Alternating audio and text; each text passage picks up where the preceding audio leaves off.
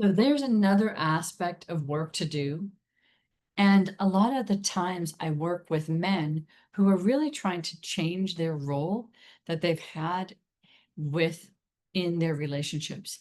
That this society, this patriarch, this Me Too movement era in our world has affected men, and it has affected men in ways of how are they going to be emotional now?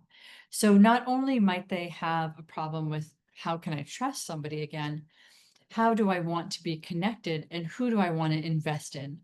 So this is an important group that I run, the men's group. And what people are looking at is, wait a second, they're starting to see that there's patterns of interaction that they have in their relationships. So some of the men in this group are actually going back to their partners to try to give it another go.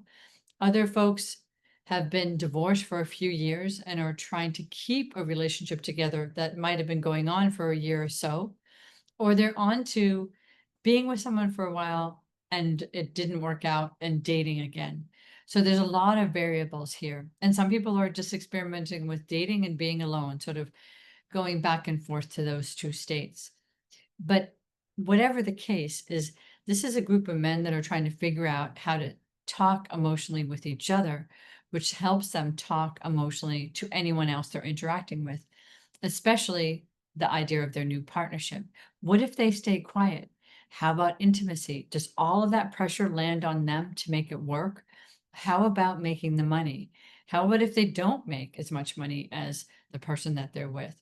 How do they deal with all of these things? There's nothing more powerful than being with a group of people who are working on themselves so that they can have better relationships, a better life, envision their life the way that they want it.